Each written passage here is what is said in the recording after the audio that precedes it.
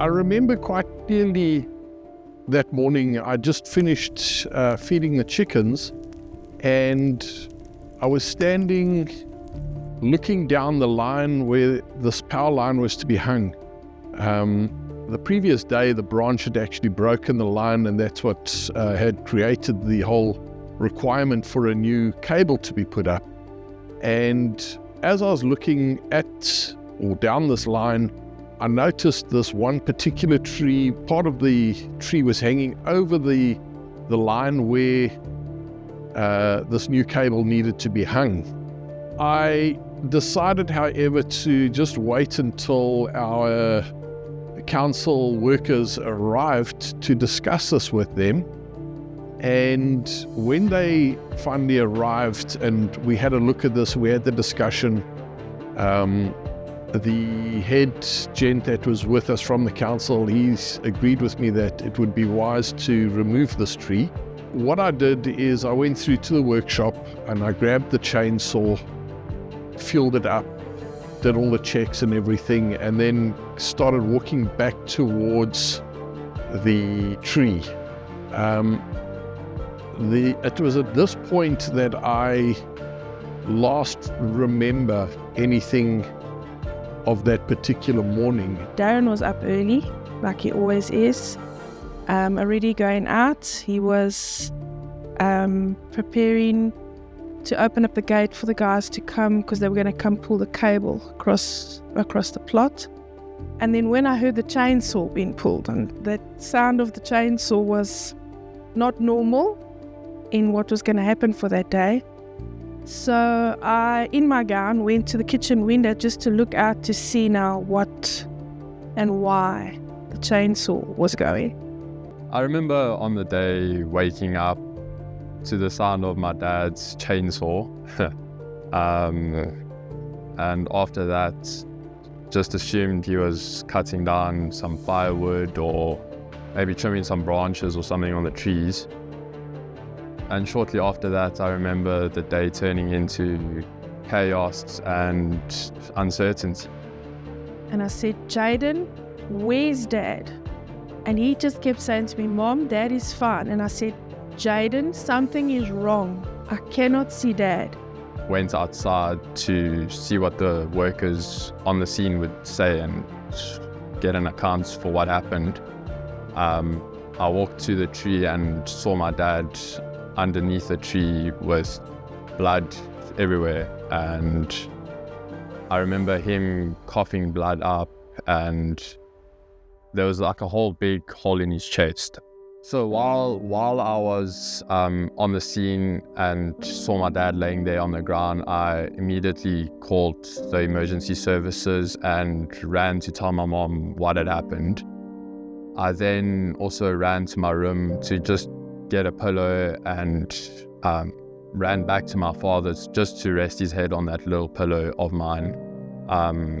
Just standing there next to him, potentially in his last few minutes. I didn't know at the time what was going to happen.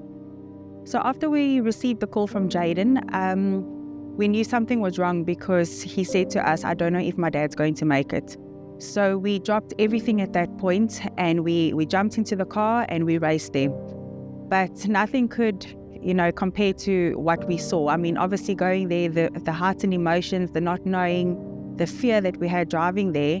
When we got there and we actually saw that tree on Darren, it was real. My impression of when I arrived on the scene was a bit of chaos. The medics were trying to stabilize him, and I was trying to get the information of what his current state was from what they'd already treated, and it was not good. I arrived at the house, they opened for me and I drove in, and I remember feeling a little bit of panic, like just what's going on. But on the way there, I was praying all the way, just like, Lord, just let your hand be on Darren. But I had no idea of what to expect. And I remember pulling in there and parking, and then seeing Debbie, and Debbie hadn't been down there yet. And I walked there, and then I saw the size of the tree that had fallen on Darren, and one of the trucks had lifted it off him, so it wasn't on him anymore. But I remember coming around and just seeing him there, and just lying on the ground, no movement, nothing.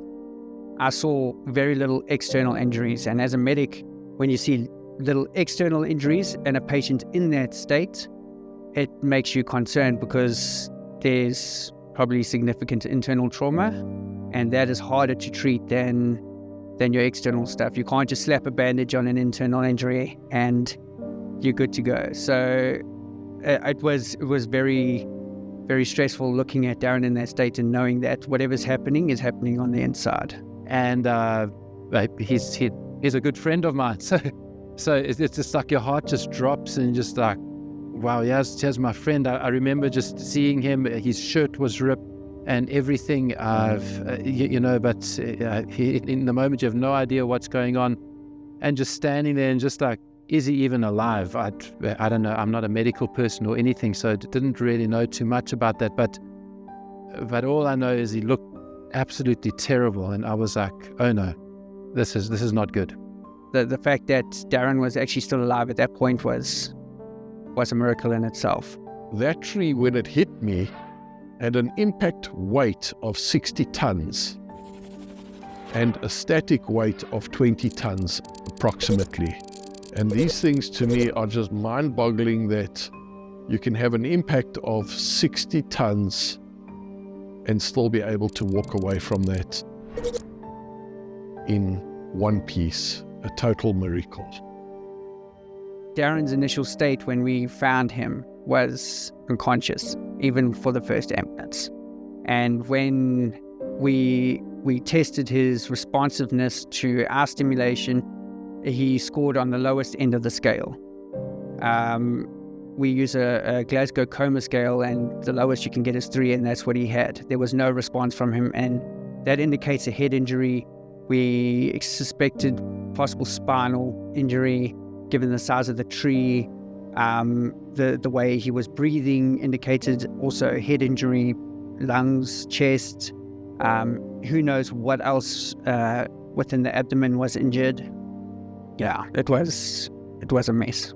The paramedics came, and Darren's quite a big guy, so I remember having to lift him onto the stretcher, and I actually helped carry the stretcher to the ambulance there. There was a relief. There was like, okay, well, there's at least medical guys here, and all that, but had no idea of what was going to happen.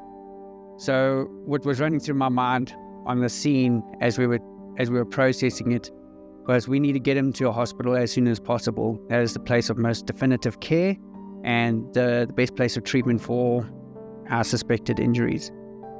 We needed to get him stabilized and immobilized and secured into the ambulance. We needed to manage any life-threatening conditions like his breathing and his airway, his circulation, things like that. So once we had accomplished those things, we noticed that he was in this unconscious state, but he was stable. And I just remember in that response car right behind Darren, the utter trauma, feeling in my heart that, what if I don't see Darren?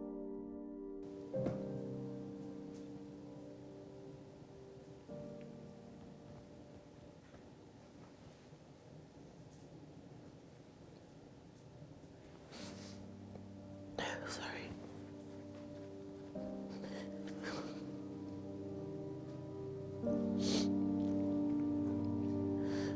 What if I don't see Darren again? I remember rushing towards the hospital in the car, a lot of thoughts going through my mind, not knowing what's going to happen to my father, if I'm even going to have a father still. Then another thing that, made us panic even more is Darren didn't have medical aid. So the ambulance was telling us that, they can't take him to the nearest Linmed. They can't take him to a private hospital. He'll have to go to a government hospital. And I just remember Darren's father crying and saying, listen, I will pay anything. I will literally pay anything for my son to get the attention now. And when I arrived to the hospital, we obviously couldn't see him at the time because the doctors and all the nurses and people like that were busy working on him and trying to make sure everything's okay and doing their job. yeah, it was just a time of uncertainty. We didn't know what was happening and how we were going to get through all of the drama that we experienced that day. In all the events on arriving at this government hospital, God moved in such a way, and I could actually just praise every process that we went through in this government hospital. It all worked out plan by plan, motion by motion. I just believe by God's hand. He was placed immediately into the trauma room where all your top doctors and nurses were monitoring him 24/7. And I knew that by the evening they would have to put him into ICU. And by the time I got home that night, they said they couldn't find a bed. They didn't have a bed, let me put it that way, in ICU. So they had kept him overnight in the trauma room, which was just a blessing from the Lord, because he had top-notch care there. When I finally regained consciousness, that was on the Sunday, round about lunchtime, I woke up and realized I'm not at home. Where am I? And it was the guy next to me in the bed next to me that explained that I was in hospital. And then the sister came and she told me a little bit about what had happened. My first question when the doctor came out, she said to me, "Mrs. Staines, I just want to say we've done all the x-rays." I just looked at her and I said, "But doctor, what about the hole in the chest?" And she looked at me strange and she said to me, "What hole in the chest?" I said, "There was a big hole in his chest." She says, "No, there is no hole in the chest." And I was just there immediately saying, thank you, Father. Also knowing that he's just had a 20-ton tree fall on him, that there should be some form of a damage to his organs of ribs or bones. And she said there was absolutely nothing wrong. But in all that time, I had this absolute peace about things in that time period as such, and I wasn't stressed about anything, and it was a case of that I almost want to put it like an abnormal peace. I saw all the bandages and I couldn't figure out why, if a tree's fall on me, why I'm bandaged up and closed up on my stomach and that sort of thing. And the nurses and doctors, they had a lot of explaining to do, explaining why and what and how, and telling me a little bit about what the last few days had transpired and consisted of. She held this report and she said to me, as a junior neurosurgeon, I'm going to read exactly what the report is saying. We will get verification from senior staff, but that's fine. But she says, I'm going to read this for you now. And she said to me that there is no damage whatsoever neurologically to Darren's head in any way. And it's like, even the little nurse, and I saw all the staff there, everybody like knew he has this man, this tree, the tree had fallen on him, that he shouldn't even be here. When my dad came home, it was definitely a big relief. Obviously knowing I still had my father around for me, for him to be there for me, and yeah, just for me to love him still. And yeah, it was quite a tough time at first, seeing him in all the pain and the recovery process, all of that. It wasn't nice seeing it, but none of that really mattered because I still had my dad around, so that's all that counted in my eyes. It was just so amazing to see how God just carried us as a family, literally from prayer groups, prayer intercessors all over the world. People I didn't even know were phoning me and asking me how we were, what can we pray for. We had people coming in from our church, our neighbors, bringing us food, the visiting from friends, family, church members, and everyone just in such a caring, nurturing way, just coming to see how we are, what can they do, how can they help. I mean, it was just mind-blowing to see all of this, and all of that knowing that God has us in the palm of his hands. On the day that Darren came home from the hospital was the most amazing, exciting, joyous time for all of us as a family, knowing that he's alive and that he's with us, and he's stop. The power of prayer and the power of community, because so many people just came and were there for that, and praying together and seeing what God can do is just an absolute miracle. It was the impossible. How this has shaped me in the years after this accident is to just live as close to God as possible. Life is given to you and it can get taken away from you in a split second like that. It's now 5 years since the accident, and what is so amazing is just to see in these 5 years how a successful farming operation which I'd built up has come to a grinding halt, yet our Father in heaven has just carried us, supplied our every need. His grace is sufficient for us, and he just cares for us. He guides us and leads us. And it's taught me more than anything else to trust on him and to lean on him whenever we are nervous. And before I do something in my own power or capacity, to first go to him and hear what he has to guide and lead me in. From a Friday to a Monday, and within 4 days, with a tree falling on him, that he's able to come home and that he's alive, he's with his family again. It only God. We are not promised tomorrow. So like in Proverbs 27 verse 1, it says, "Don't boast about tomorrow, for you do not know what a day may bring forth." My Friday morning, it was exactly that. I didn't know what the day was going to bring. And we must always, in our hearts and in our spirits, be ready, be mindful on who we are and where we are in this world. I was there, I experienced it all, and I saw the hopelessness of the situation. But in that, still praying prayers of faith, still believing that God can do the impossible. And he did. There's power in the name of Jesus, and I've experienced it firsthand. Every time I see Darren, I see a man who should have been dead, but is alive because of the power of Jesus. And there's no one that can convince me that Jesus isn't alive. You want to open up your heart and your mind to the possibility that there's someone who's looking out for you.